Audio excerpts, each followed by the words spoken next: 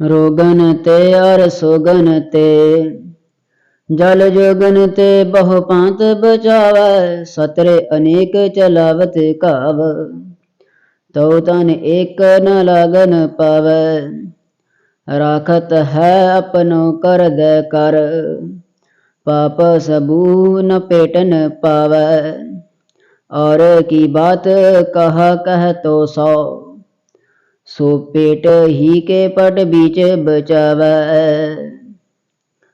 गगन दममा बाज्यो पर्यो निशान काव खेत जो मांड्यो सूरमा अब जूझन को दाव सूरा सो पहचानिए जो लड़े दीन के हेत पुरजा काट मर कबहू न छाड़े खेत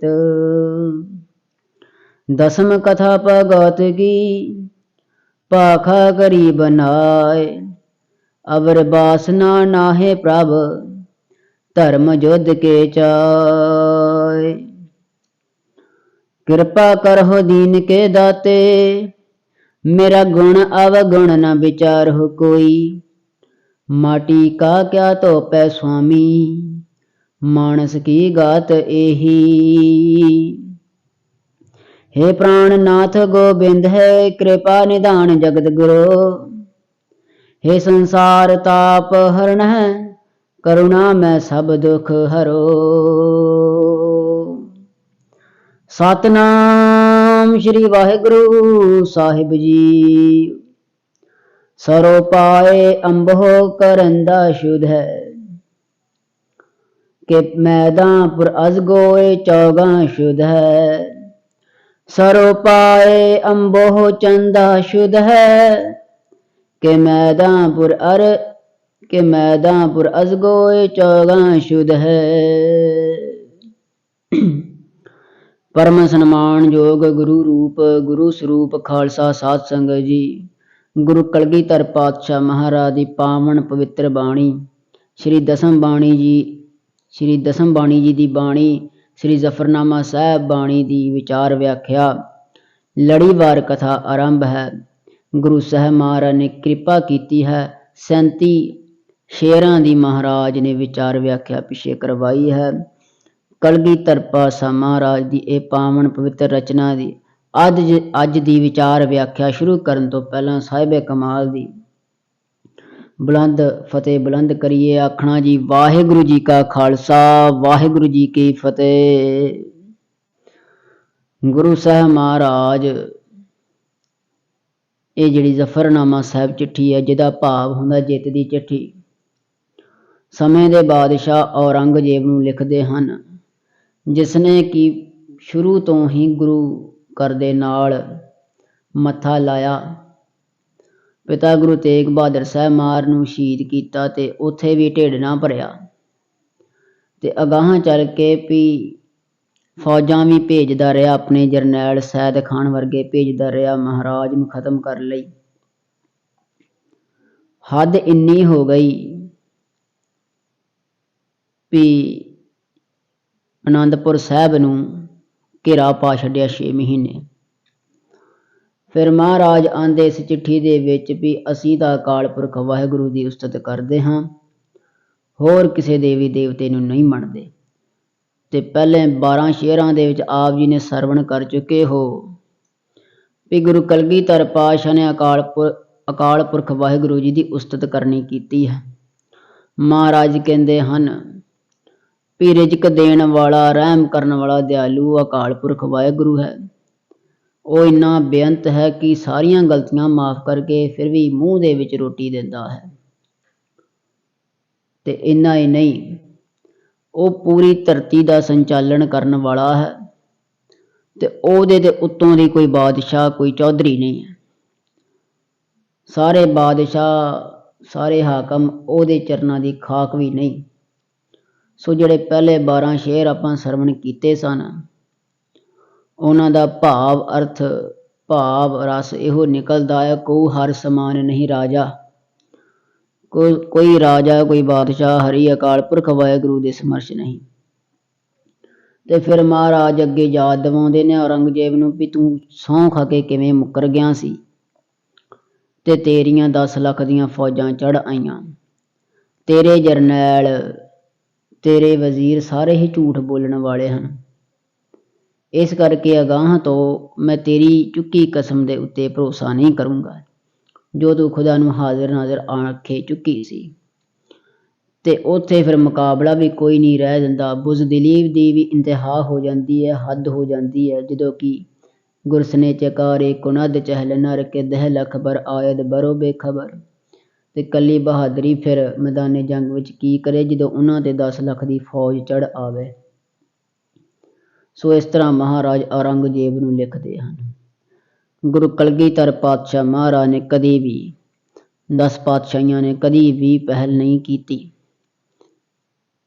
ਹੁਣ ਵੇਖੋ, ਗੁਰੂ ਹਰਗੋਬਿੰਦ ਪਾਤਸ਼ਾਹ ਜੀ ਨੇ ਕਦੇ ਜੰਗ ਕਰਨ ਲਈ ਕਿਸੇ ਨੂੰ ਨਹੀਂ ਲਲਕਾਰਿਆ, ਸ਼ਾਹਜਹਾਂ ਨੂੰ ਨਹੀਂ ਲਲਕਾਰਿਆ। ਸ਼ਾਹਜਹਾਂ ਨੇ ਗੁਰੂ ਘਰ ਦੇ ਨਾਲ ਮੱਥਾ ਲਾਇਆ ਤੇ ਫੌਜਾਂ ਲੈ ਕੇ ਚੜ੍ਹਾਇਆ ਤੇ ਮਹਾਰਾਜ ਨੇ ਵੀ ਤਲਵਾਰ ਖਿੱਚ ਲਈ। ਸੋ ਇਸੇ ਤਰ੍ਹਾਂ ਹੀ ਮਹਾਰਾਜ ਆਂਦੇ ਆ, ਖਾਲਸਾ ਕਦੀ ਪਹਿਲ ਨਹੀਂ ਕਰਦਾ, ਕਿਸੇ ਤੇ ਚੜ੍ਹ ਕੇ ਨਹੀਂ ਆਉਂਦਾ। ਗੁਰੂ ਕੇ ਸਿੰਘਾਂ ਦੀ ਕਿਰਪਾਨ ਵੀ ਉੱਠਦੀ ਹੈ ਤੇ ਕਿਰਪਾ ਕਰਨ ਲਈ ਉੱਠਦੀ ਹੈ। ਸੋ ਔਰੰਗਜ਼ੇਬ ਸਾਨੂੰ ਕੋਈ ਸ਼ੌਂਕ ਥੋੜ੍ਹਾ ਸੀ ਵੀ ਜੰਗ ਕਰੀਏ ਤੇਰੇ ਨਾਲ, ਤੇਰੀਆਂ ਫੌਜਾਂ ਨੂੰ ਮਾਰੀਏ। ਇਹ ਤਾਂ ਤੂੰ ਪਹਿਲ ਕੀਤੀ ਆ ਤੇ ਗੁਰੂ ਘਰ ਦਾ ਇਹ ਸਿਧਾਂਤ ਆ, ਸ਼ਰਨ ਆਏ ਨੂੰ ਦੇਗ ਪੱਕੀ, ਚੜ੍ਹ ਆਏ ਨੂੰ ਤੇਗ ਪੱਕੀ। ਤੇ ਮਹਾਰਾਜਾਂ ਦੇ ਜਿਹੜਾ ਸ਼ਰਨ ਆਊਗਾ ਉਹ ਤੇ ਫਿਰ ਉਹਨੂੰ ਕੰਠ ਦੇ ਨਾਲ ਹੀ ਲਾਈਦਾ ਤੇ ਲੰਗਰ ਪਾਣੀ ਜੋ ਸੇਵਾ ਕਰੀਦੀ ਆ। ਪਰ ਜੇ ਕੋਈ ਚੜ੍ਹ ਕੇ ਆਊਗਾ ਤੇ ਖਾਲਸਾ ਫਿਰ ਆਪਣੇ ਤੇਗਾਂ ਦੀ ਸਫਾਈ ਦਿਖਾਊਗਾ। ਅੱਲਾ ਯਾਰ ਖਾਨ ਯੋਗੀ ਖੂਬ ਲਿਖਦਾ ਹੈ, ਕਹਿੰਦਾ ਉਹ ਵੀ ਸ਼ਬਦ ਮਜਬੂਰੀ ਵਰਤਦਾ ਹੈ।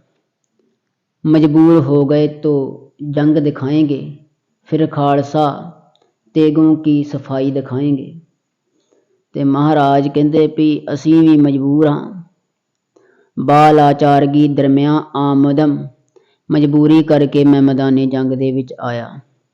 ਤੇ ਫਿਰ ਇੱਦਾਂ ਨਹੀਂ ਆਇਆ ਤੀਰ ਤਦੀਰੋ ਫੰਗ, ਤੇ ਬੰਦੂਕਾਂ ਤੀਰਾਂ ਦੇ ਨਾਲ ਤਿਆਰ ਬਰ ਤਿਆਰ ਲੈਸ ਹੋ ਕੇ ਮੈਂ ਔਰੰਗਜ਼ੇਬ ਮੈਦਾਨੀ ਜੰਗ ਦੇ ਵਿੱਚ ਉਤਰਿਆ ਤੇ ਫਿਰ ਤੇਰੀ ਫੌਜ ਦਾ ਬੜਾ ਬੁਰਾ ਹਾਲ ਕੀਤਾ।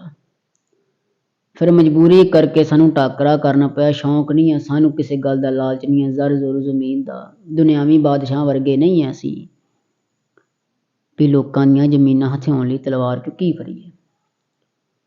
ਤੂੰ ਜਦੋਂ ਹਿੰਦੂਆਂ ਦੇ ਜੰਝੂ ਉਤਾਰੇ ਤਾਂ ਮੇਰੇ ਪਿਤਾ ਨੇ ਤਿਲਕ ਜੰਝੂ ਰਾਖਾ ਪ੍ਰਭ ਤਾਕਾ, ਜੰਝੂ ਲਈ ਸ਼ਹੀਦੀ ਦਿੱਤੀ। ਫਿਰ ਤੇਰੀ ਸ਼ਹਿ ਤੇ ਚੱਲਣ ਵਾਲੇ ਪਹਾੜੀ ਰਾਜੇ ਚੜ੍ਹ ਕੇ ਆਏ ਤੇ ਅਸੀਂ ਉਹਨਾਂ ਦੇ ਜਵਾਬ ਦੇ ਵਿੱਚ ਤਲਵਾਰ ਕੱਢੀ, ਹਰੀ ਚੰਦ ਵਰਗੇ ਮਾਰੇ। ਤੇ ਤੂੰ ਫਿਰ ਪਤਾ ਲੱਗਾ ਕਲਗੀਧਰ ਪਾਤਸ਼ਾਹ ਦਾ ਮੁਕਾਬਲਾ ਕੋਈ ਨਹੀਂ ਤੇ ਤੂੰ ਨੀਤੀਵਾਨ ਬੰਦਾ ਹੈ, ਰੁਬਾਹ ਪੇਚ ਲੂੰਬੜੀ ਵਾਂਗੂ ਦਾ ਪੇਚ ਜਾਣਦਾ ਹੈ। ਤੇ ਫਿਰ ਸਹੁੰ ਚੁੱਕ ਲਈ ਵੀ ਮਹਾਰਾਜ ਮੈਨੂੰ ਦੀਨਾ ਕੰਗਣ ਆਣ ਕੇ ਮਿਲੋ ਤੇ ਅਨੰਦਪੁਰ ਦਾ ਕਿਲ੍ਹਾ ਛੱਡ ਦਿਓ। ਤੇਰੀ ਕੁਰਾਨ ਦੀ ਚੁੱਕੀ ਕਸਮ ਤੇ ਗੁਰੂ ਕਲਗੀਧਰ ਪਾਤਸ਼ਾਹ ਮਹਾਰਾਜ ਨੇ ਯਕੀਨ ਕੀਤਾ ਤੇ ਫਿਰ ਕਿਲ੍ਹਾ ਛੱਡਿਆ। ਪਰ ਤੂੰ ਇੱਕ ਫਰੇਬੀ ਬੰਦਾ ਸੀ, ਧਰਮ ਦੇ ਨਾਂ ਤੇ ਚਾਲਾਂ ਚੱਲਦਾ ਸੀ। ਤੇਰੀ ਜਰਨੈਲਾਂ ਨੇ ਸਹੁੰ ਤੋੜ ਦਿੱਤੀ, ਤੇਰੀ ਸ਼ਹਿ ਤੇ ਸਭ ਕੁਝ ਹੋਇਆ ਹੈ। ਫਿਰ ਮਜਬੂਰੀ ਬਣ ਗਈ, ਸਾਨੂੰ ਵੀ ਮੈਦਾਨੇ ਜੰਗ ਵਿੱਚ ਉਤਰਨਾ ਪਿਆ। ਸਾਡਾ ਪਿੱਛਾ ਕਰਦੇ ਕਰਦੇ ਚਮਕੌਰ ਗੜ੍ਹੀ ਦੇ ਵਿੱਚ ਆ ਪਏ ਤੇ ਸ਼ਰਮ ਨੂੰ ਹੱਥ ਮਾਰਨੀ ਚਾਹੀਦੀ ਹੈ। ਚਾਲੀਆਂ ਨੂੰ ਫੜ ਲੈ ਕੇ ਗੁਰਸਨੇ ਚਾਰੇ ਚਕਾਰੇ ਕੁਨਦ ਚਹਿਲ ਨਰ ਕੇ ਦਹਿ ਲੱਖ ਬਰੇ ਆਇਦ ਬਰੋ ਬੇਖਬਰ। ਤੇ 10 ਲੱਖ ਨੇ ਹਮਲਾ ਕਰ ਦਿੱਤਾ ਬਰੋ ਬੇਖਬਰ, ਬਿਨਾਂ ਕਿਸੇ ਚੇਤਾਵਨੀ ਤੋਂ, ਬਿਨਾਂ ਕਿਸੇ ਲਲਕਾਰ ਤੋਂ। ਉੱਥੇ ਫਿਰ ਕਲੀ ਮਰਦਾਨਗੀ ਵੀ ਕੀ ਕਰਦੀ ਹੈ। ਫਿਰ ਮਹਾਰਾਜ ਕਹਿੰਦੇ ਨਹੀਂ, ਫਿਰ ਵੀ ਅਸੀਂ ਡਟ ਕੇ ਮੁਕਾਬਲਾ ਕੀਤਾ। ਤੇਰੇ ਨਾਰ ਖਾਨ ਵਰਗੇ ਜਰਨੈਲ ਅਸੀਂ ਮਾਰੇ, ਕੁਝ ਤੇ ਖਵਾਜਾ ਖਿਜ਼ਰ ਖਾਨ ਵਰਗੇ ਆ ਖਵਾਜਾ ਮਰਦੂਦ ਸਾਹੇ ਦੀ ਵਾਰ, ਕੰਧ ਤੋਂ ਪਾਰ ਹੀ ਨਾ ਆਏ ਤੇ ਮਰਦਾਂ ਵਾਂਗੂ ਨਹੀਂ ਆਏ। ਸੋ ਇਸ ਤਰ੍ਹਾਂ ਮਹਾਰਾਜ ਫਿਰ ਅੱਗੇ ਚਮਕੌਰ ਗੜ੍ਹੀ ਦਾ ਹਾਲ ਤੁਸੀਂ ਸਰਵਣ ਕੀਤਾ ਹੈ ਮਹਾਰਾਜ ਆਂਦੇ ਵੀ ਇਸ ਤਰ੍ਹਾਂ ਧਰਤੀ ਯੋਧਿਆਂ ਦੇ ਖੂਨ ਨਾਲ ਲਾਲੋ ਲਾਲ ਹੋ ਗਈ, ਜਿਵੇਂ ਕਿ ਪੋਸਤ ਦਾ ਲਾਲ ਫੁੱਲ ਖਿਲਿਆ ਹੁੰਦਾ ਹੈ। ਲਾਲ ਸੁਰਖਰੂ ਫੁੱਲ ਵਰਗੀ ਧਰਤੀ ਜਿਹੜੀ ਆ ਖੂਨ ਦੇ ਨਾਲ ਲਾਲੋ ਲਾਲ ਹੋ ਗਈ। ਤੇ ਅੱਗੇ ਮਹਾਰਾਜ ਫਰਮਾਨ ਕਰਦੇ ਹਨ, ਸਰੋ ਪਾਏ ਅੰਬੋ ਚੰਦਾ ਸ਼ੁਧ ਹੈ, ਕਿ ਮੈਦਾਂਪੁਰ ਅਜ਼ਗੋਏ ਚੌਗਾਂ ਸ਼ੁਧ ਹੈ। ਮਹਾਰਾਜ ਕਹਿੰਦੇ ਔਰੰਗਜ਼ੇਬ ਚਮਕੌਰ ਗੜ੍ਹੀ ਦੇ ਵਿੱਚ ਲਾਸ਼ਾਂ ਦੇ ਢੇਰ ਇੱਦਾਂ ਲੱਗੇ ਹੋਏ ਸਨ, ਕਿਤੇ ਸਿਰ ਪਿਆ ਸੀ, ਸਿਰੋਂ ਪਾਏ, ਕਿਦੋਂ ਪੈਰ ਪਏ ਸੀ, ਤੇ ਇੰਜ ਲੱਗਦਾ ਸੀ, ਇੰਜ ਹਾਲ ਜਾਪਦਾ ਸੀ ਜਿਵੇਂ ਖਿੱਦੋ ਤੇ ਖੁੰਡੀਆਂ ਪਈਆਂ ਹੋਣ, ਜਿਵੇਂ ਗੇਂਦ ਤੇ ਖੁੰਡੀਆਂ ਪਈਆਂ ਹੋਣ। ਇਸ ਤਰ੍ਹਾਂ ਜਿਹੜੇ ਸੀ ਉਹ ਤੇਰੇ ਜਰਨੈਲਾਂ ਦੇ ਲਾਸ਼ਾਂ ਦੇ ਢੇਰ ਲੱਗ ਗਏ ਚਮਕੌਰ ਗੜ੍ਹੀ ਦੇ ਅੰਦਰ। ਹੁਣ ਜੇ ਆਪਾਂ ਥੋੜ੍ਹੀ ਵਿਚਾਰ ਕੇ ਗੱਲ ਕਰੀਏ ਤੇ ਮਹਾਰਾਜ ਕੋਲ ਤਾਂ 40 ਸਿੰਘ ਸਨ, ਤੇ ਹੁਣ ਇੱਥੇ ਬਹਾਦਰੀ ਦਾ ਸਬੂਤ ਮਿਲ ਜਾਂਦਾ ਹੈ।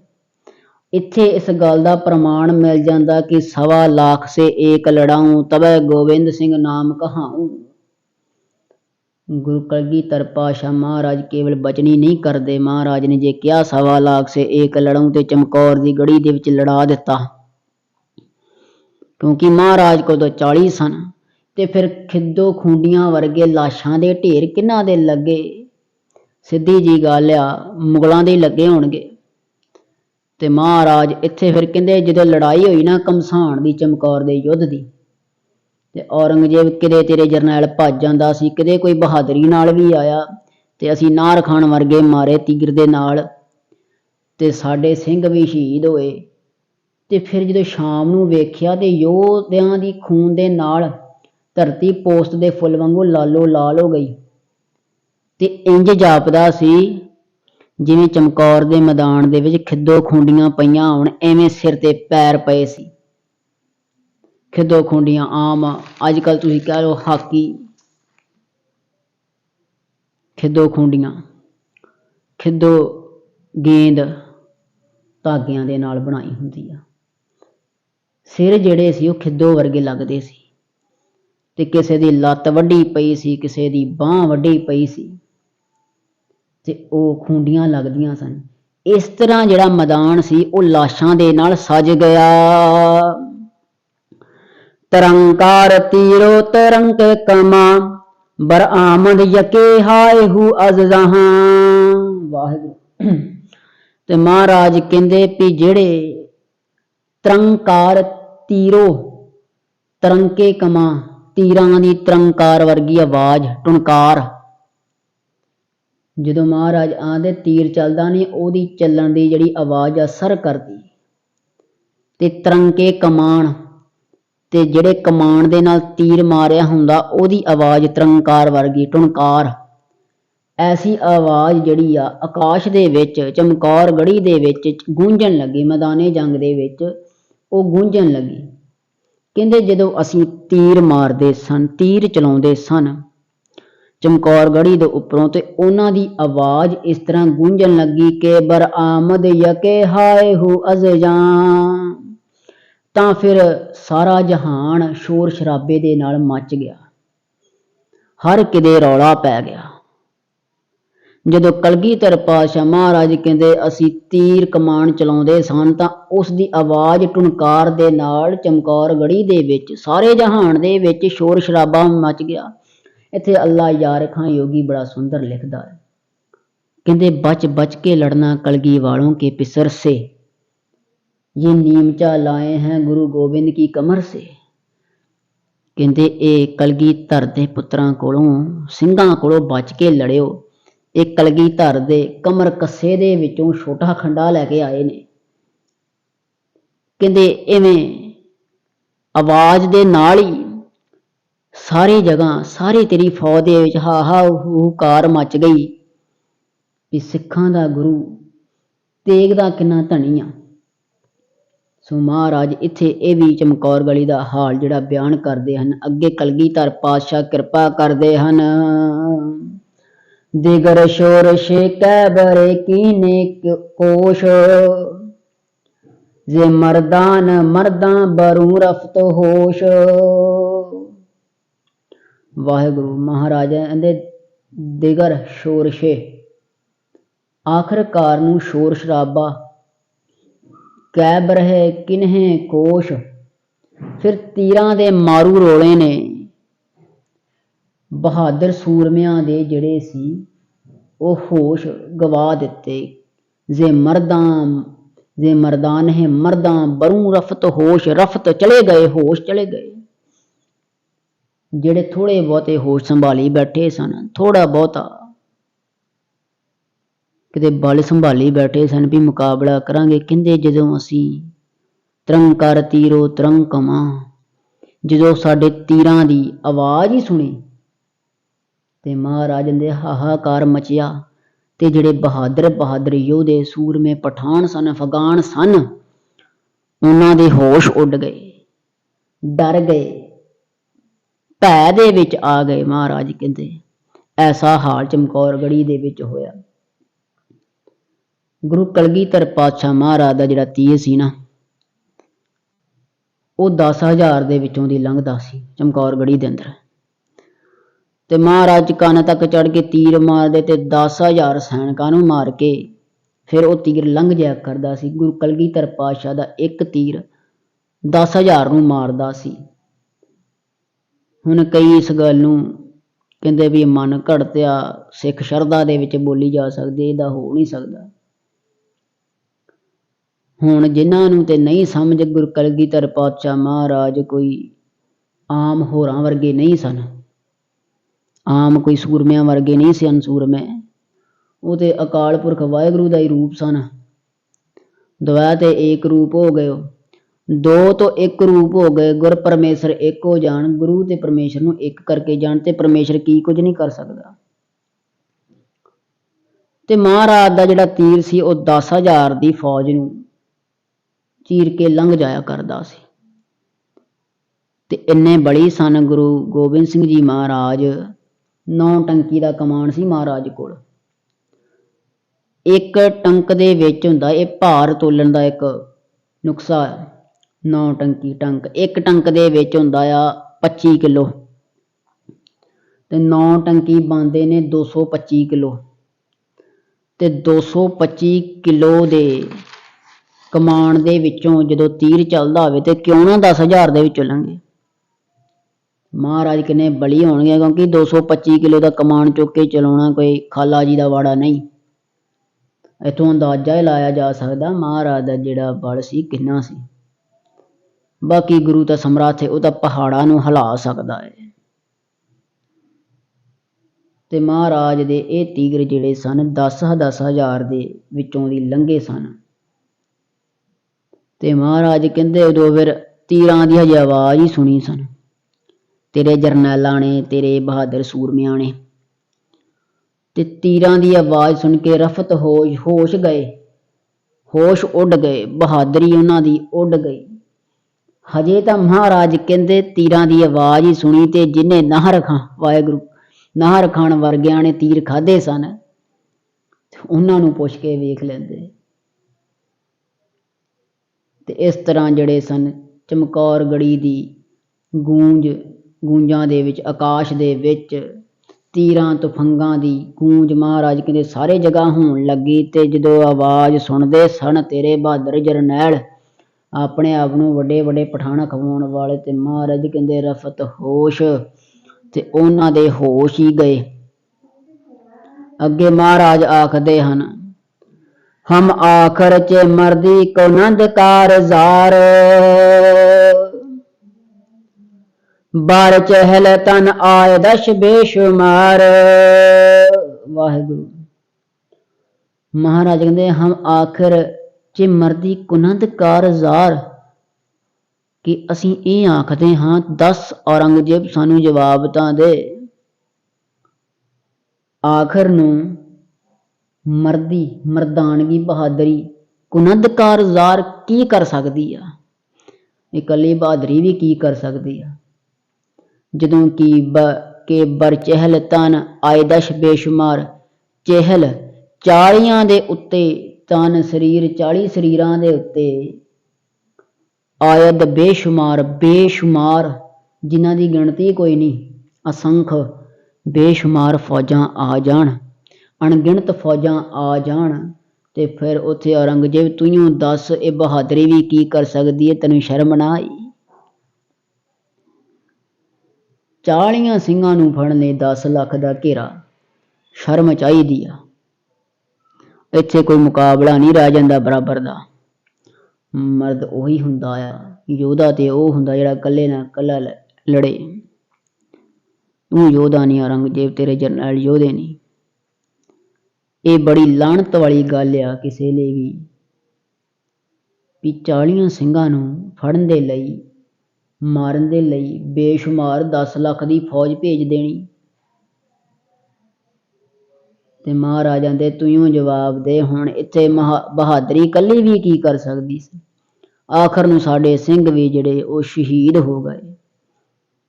ਮਹਾਰਾਜ ਪਹਿਲੇ ਵੀ ਇਹ ਗੱਲ ਕਹਿ ਚੁੱਕੇ ਨੇ, ਗੁਰਸਨੇ ਚ ਕਾਰੇ ਕੁਨਦ ਚਹਿਲ ਨਰ ਕੇ ਦਹਿਲ ਅਕਬਰ ਆਇਦ ਬਰੋ ਬੇਖਬਰ।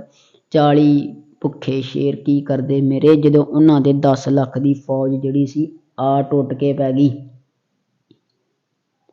ਸੋ ਇੱਥੇ ਮਹਾਰਾਜ ਔਰੰਗਜ਼ੇਬ ਨੂੰ ਕਹਿੰਦੇ ਤੂੰ ਹੀ ਦੱਸ, ਇਹ ਕੋਈ ਮੁਕਾਬਲਾ ਹੈ? ਇਹ ਕੋਈ ਬਹਾਦਰਾਂ ਦੀ ਨਿਸ਼ਾਨੀ ਹੈ ਵੀ 40 ਜਿਹੜੇ ਸਿੰਘ ਸਨ, ਮੁੱਠੀ ਭਰ ਵੀ ਨਹੀਂ ਹੁੰਦੇ, ਉਹਨਾਂ ਨੂੰ ਫੜਨ ਲਈ 10 ਲੱਖ ਦੀ ਫੌਜ, ਇਹ ਤਾਂ ਕੋਈ ਮੁਕਾਬਲਾ ਰਿਹਾ ਨਹੀਂ। ਮਹਾਰਾਜ ਕਹਿੰਦੇ। ਸੋ ਗੁਰੂ ਕਲਗੀਧਰ ਪਾਤਸ਼ਾਹ ਮਹਾਰਾਜ ਅੱਜ ਆਪਾਂ ਸਰਵਣ ਕੀਤਾ ਤੇ ਮਹਾਰਾਜ ਕਹਿੰਦੇ ਵੀ ਚਮਕੌਰਗੜੀ ਦਾ ਹਾਲ ਇਹ ਆ ਵੀ ਅਸੀਂ ਤੇਰੇ ਜਰਨੈਲ ਬਹਾਦਰ ਸੂਰਮੇ ਇੰਜ ਵੱਡੇ ਜਿਵੇਂ ਖਿੱਦੋ ਖੁੰਡੀਆਂ ਪਈਆਂ ਹੁੰਦੀਆਂ ਮੈਦਾਨੇ ਜੰਗ ਦੇ ਵਿੱਚ, ਤੇ ਅਸੀਂ ਕਦੇ ਵੀ ਚੜ੍ਹ ਕੇ ਨਹੀਂ ਸੇ ਔਰੰਗਜ਼ੇਬ। ਵਾਹਿਗੁਰੂ। ਅੱਜ ਕਲਗੀਧਰ ਪਾਤਸ਼ਾਹ ਮਹਾਰਾਜ ਜਿਹੜਾ ਜ਼ਫਰਨਾਮਾ ਸਾਹਿਬ ਕਹਿੰਦੇ ਅਸੀਂ ਲਿਖਦੇ ਆ ਨਾ, ਇਹ ਵੀ ਪਹਿਲ ਨਹੀਂ ਕੀਤੀ। ਗੁਰੂ ਕਲਗੀਧਰ ਪਾਤਸ਼ਾਹ ਮਹਾਰਾਜ ਨੇ ਜ਼ਫਰਨਾਮਾ ਚਿੱਠੀ ਦੀ ਵੀ ਪਹਿਲ ਨਹੀਂ ਕੀਤੀ। ਮਹਾਰਾਜ ਆਂਦੇ ਚਿੱਠੀ ਛੱਡੋ, ਕਿਸੇ ਚੀਜ਼ ਦੀ ਪਹਿਲ ਨਹੀਂ ਕੀਤੀ।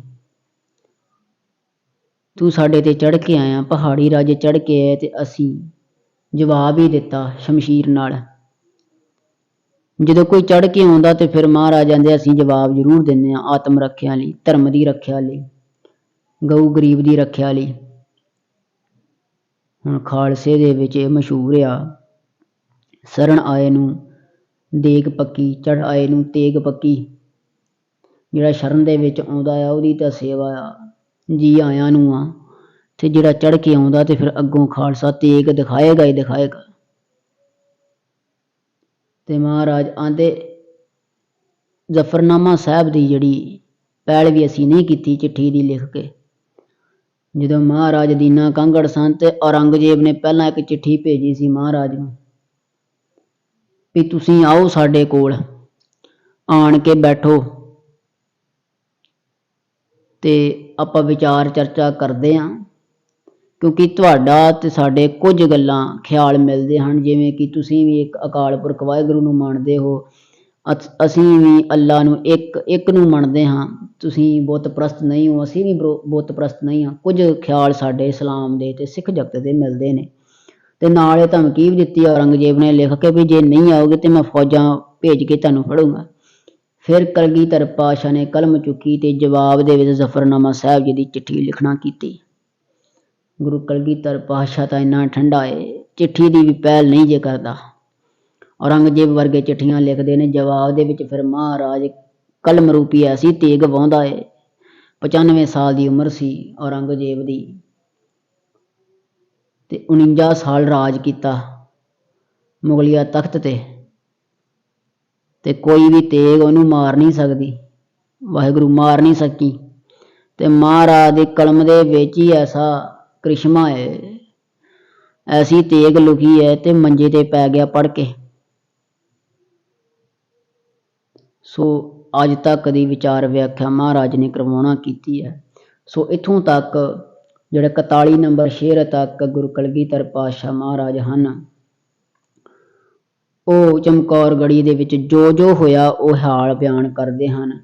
ਕੱਲ੍ਹ ਤੋਂ ਆਪਾਂ ਅਗਲੀ ਲੜੀਵਾਰ ਕਥਾ ਦੇ ਵਿੱਚ ਸਰਵਣ ਕਰਾਂਗੇ। ਮਹਾਰਾਜ ਨੇ ਚਮਕੌਰ ਸਾਹਿਬ ਦੀ ਕਲਾ, ਵਾਹਿਗੁਰੂ ਚਮਕੌਰ ਸਾਹਿਬ ਦੀ ਗੜੀ ਛੱਡਣੀ। ਉਹਦੇ ਵਿੱਚ ਕਲਗੀਧਰ ਪਾਤਸ਼ਾਹ ਮਹਾਰਾਜ ਕੀ ਬਿਆਨ ਕਰਦੇ ਹਨ, ਕੀ ਘਟਨਾ ਵਾਪਰੀ, ਉਹ ਸਾਰੇ ਗੁਰੂ ਕਲਗੀਧਰ ਪਾਤਸ਼ਾਹ ਹੀ ਕਿਰਪਾ ਕਰੇ ਤੇ ਅਗਾਂਹ ਵੀ ਲੜੀਵਾਰ ਕਥਾ ਆਰੰਭ ਕਰੀਏ। ਸੋ 2 ਪੰਕਤੀਆਂ ਪੜ੍ਹ ਕੇ ਸਮਾਪਤੀ ਹੈ ਜੀ। ਹਮ ਆਖਰ ਚ ਮਰਦੀ ਕੁਨਦ कारजार